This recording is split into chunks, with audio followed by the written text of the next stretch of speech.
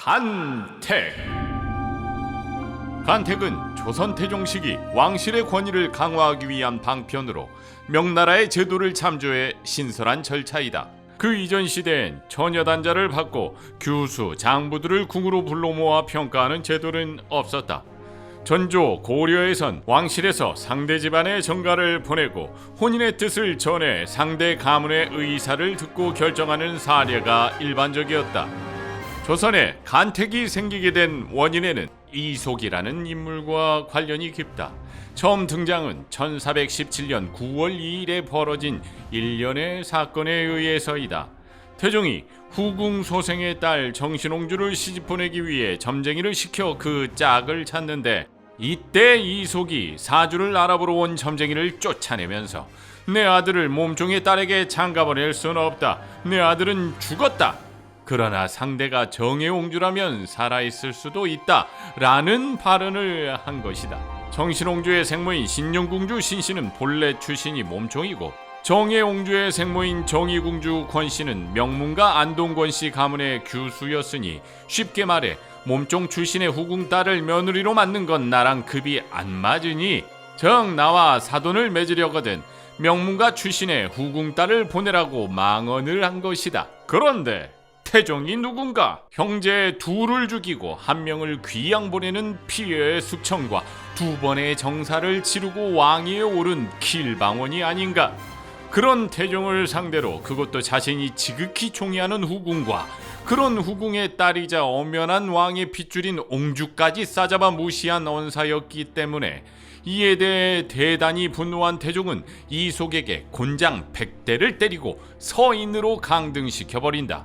그런데 이번엔 의정부와 육조 신하들이 들고 일어나 무한 상소를 올리니 이에 태종은 이속의 전 재산을 몰수하고 급기야 관노로 강등시킨다.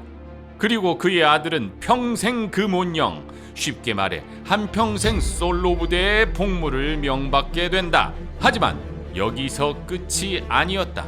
이번에는 신하들이 이속의 신상털기에 들어갔고, 이속의 당숙과 기타 친척들은 분기문란을 이유로 곤장행 등으로 만신창이가 되고 만다. 이로 인해 이속의 당시 망언은 말 한마디에 패가망신을 당한 조선 역사의 대표적 케이스로 자리잡게 된다.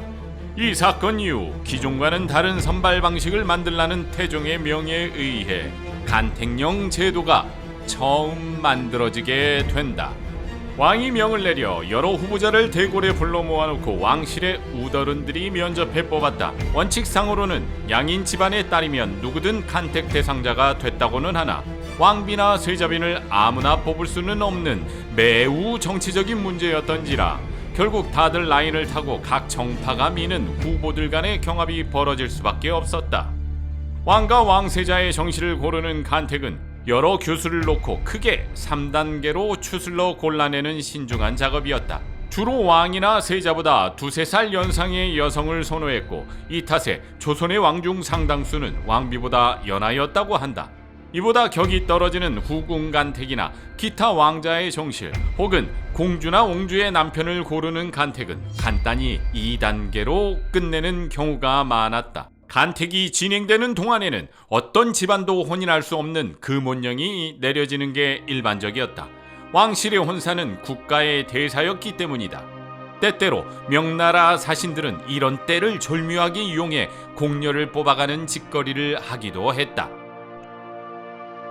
간택은 사전에 다 정해놓고도 왕실의 권위를 위해 시행하는 철저하게 정치적인 행위였다. 국왕은 한나라의 군주이자 억조 창생의 어버이로서 종사를 번성케 해야 할 의무가 있기에 마땅히 현명하고 어진 일을 가족의 일원으로 맞아들여야 하며, 이를 위해 여러 사람을 궁에 맞아들여 자질을 살핀다는 것이 간택의 명분이었다. 부마나 후궁 간택이야 그렇다 쳐도 중정과 세자빈이라면 이는 국모, 차기 국모의 위상과 권위를 제고하는 중요한 절차였다. 하지만 조선 후기 세도 정치기에 이르면 아예 간택은 형식적인 요식 절차에 불과해지고, 세도가의 적당한 딸을 왕으로 간택하는 지경에 이른다. 순원 왕후가 철종비를 간택하려 할 때 노론 소론 규수들 가릴 것 없이 뽑자고 했지만 결국 안동 김씨 가문의 여식이 중전으로 간택된 사례가 대표적이다.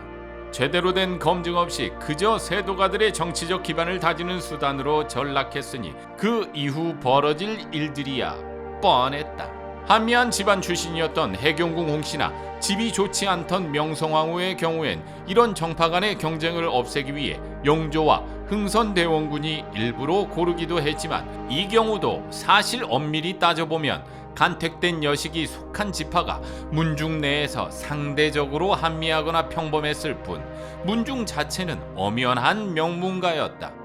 아는 지인이 오래전 간택을 당한 적이 있었다. 웬 말인가 싶겠지만 가끔 길고양이들이 자기 주인이 될 인간을 직접 선택해서 따라오는 경우가 있다고 한다. 요즘엔 이를 두고 간택이라고 한다. 지인 역시 운명적 간택을 받아들인 케이스였다. 지인은 그 개냥이와 여전히 행복하다고 전한다. 실제로 전국에서 키워지는 고양이 5마리 중 1마리는 길에서 집사 간택으로 시작했다고 한다.